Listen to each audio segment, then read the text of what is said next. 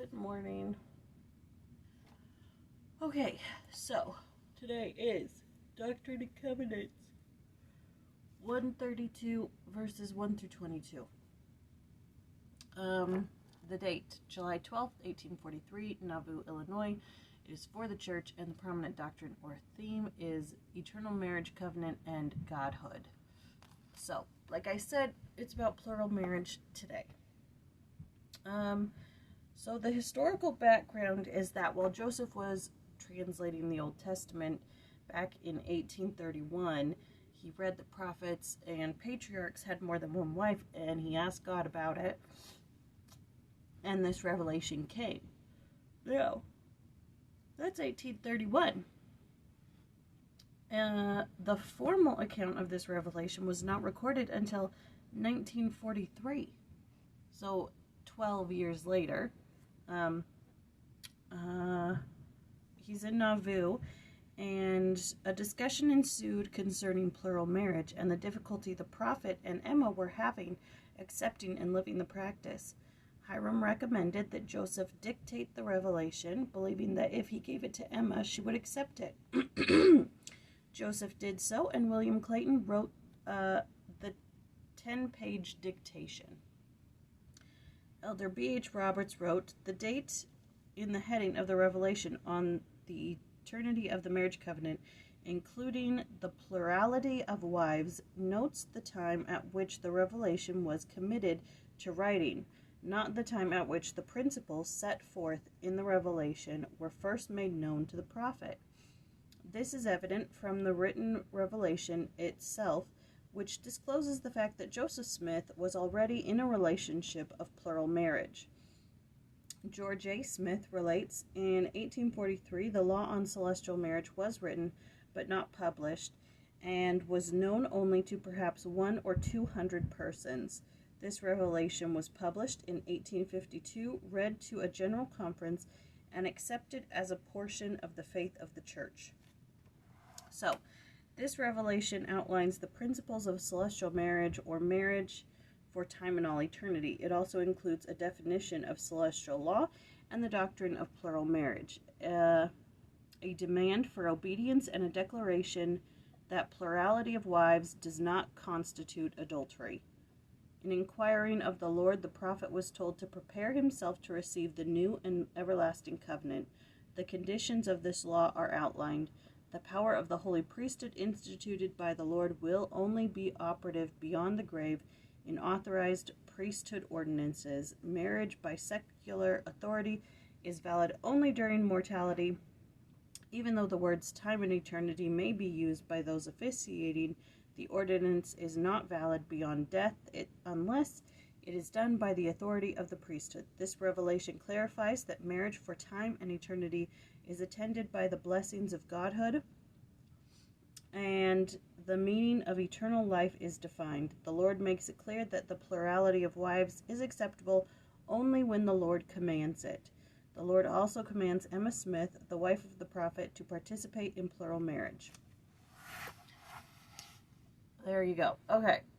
Now, as we get into the verses, it has been in the podcast, the woman says, the guest, she says that it's been taught that plural marriage was instituted when you needed to raise up a righteous seed. She says that is not true, not the case. Take that for what you will. I'm taking that for what I will. You know, she's just studied this a bunch. I don't know if it's true.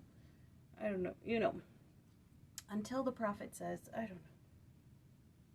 Anyways.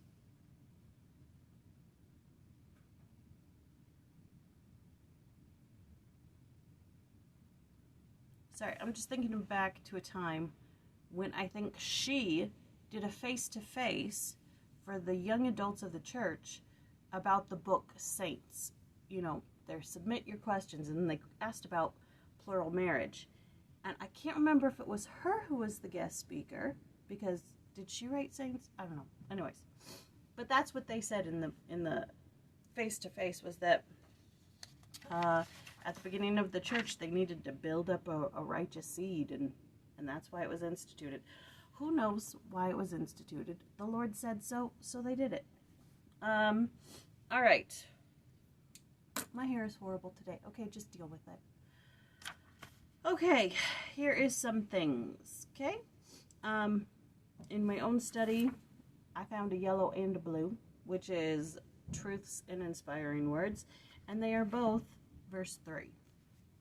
Therefore prepare thy heart to receive, and obey the instructions which I am about to give unto you.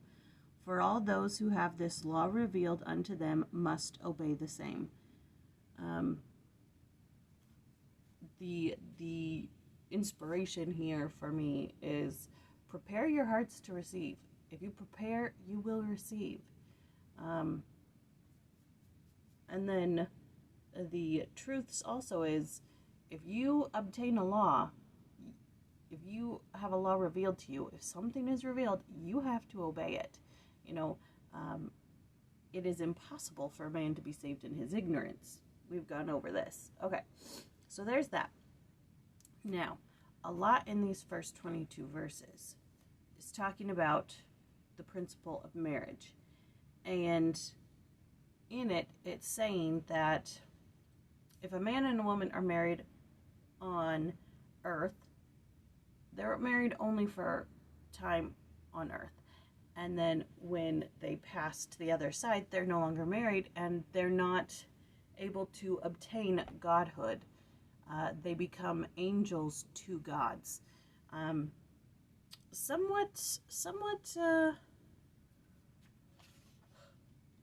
worried for those of us who may not get married.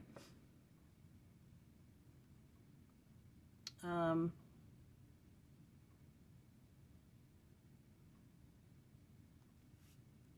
trying to determine where I want to dive in.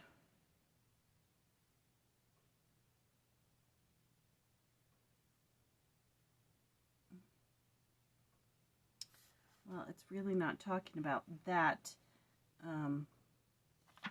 that part of it, but let's just okay, so verse 15 through 18, when they are out of the world, they neither marry nor are given in marriage. So I don't know if that pertains to people who are married on this earth. Let's see what LeGrand Richards has to say.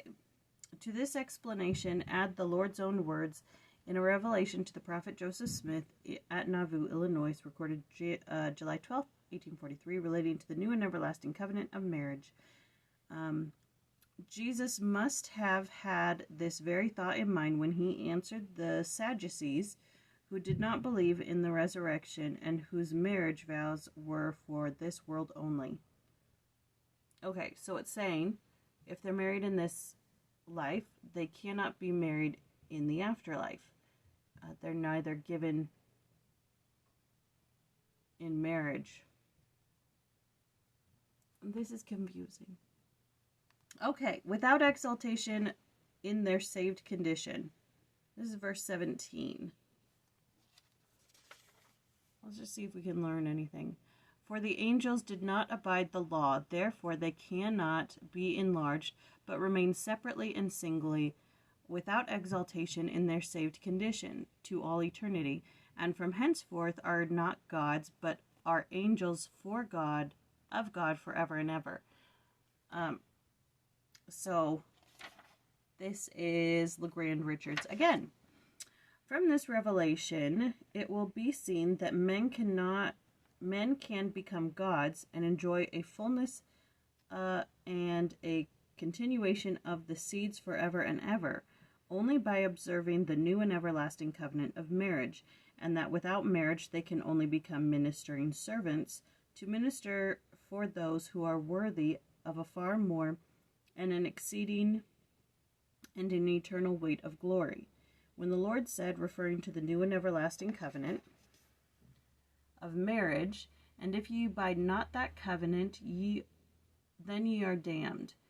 He does not use the term damned in the sense that it is usually understood by the modern Christian world, for it will be noted when he indicated that they shall be appointed angels in heaven, which angels are ministering servants, to minister for those who are worthy of a far more an exceeding and an eternal weight of glory. In verse 17 of the above quotation, the Lord stated that they shall remain separately and singly without exaltation in their saved condition. Thus, even they will be saved but not exalted. The use of the word damned, therefore, means that one's progress is stopped. They cannot be enlarged. Okay, so in order to become gods and goddesses, you must be married to produce seed. Continuing on. If you're not married, you can't produce seed, therefore you cannot progress.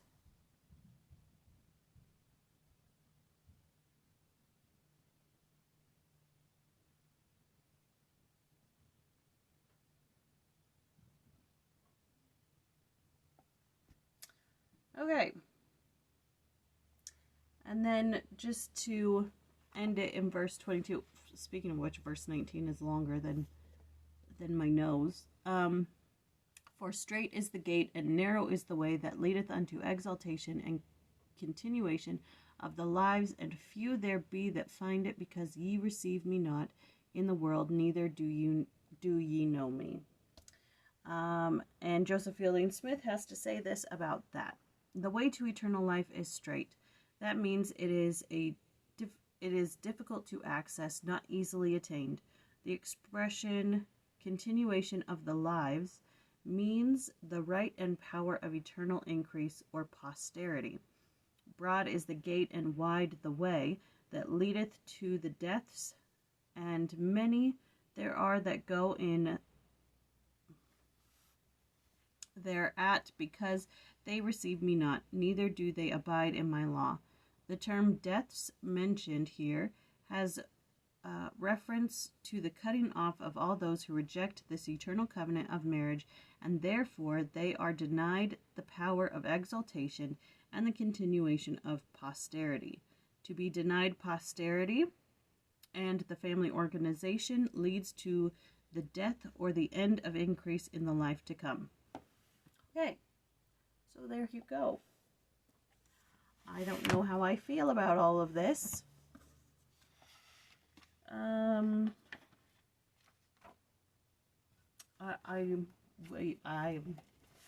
don't know. Okay, I don't know. I'm not the prophet. I can't say. But it's kind of a staggering thought when they say in conference that more than half of the members of the church are single. You know, the people who are single have felt out of place for so long in the church because of doctrines like this, and, you know, feeling like, oh, I'm not going to be exalted because I'm not married, and now more than half of us are unmarried, and you just kind of go, well, what do we do about it? What do we do about it? Do we just settle and enter into a marriage that we're not happy with just so we can be exalted and be with that person forever? I mean, I'm not saying I'm going to do that just so I can be exalted. I can be a ministering angel. I can do that. It's just, you know, what do we do? All right. Thoughts, comments, feelings, suggestions, all appreciated. That was section 132, verses 1 through 22. And tomorrow will be 23 through 44. See you tomorrow.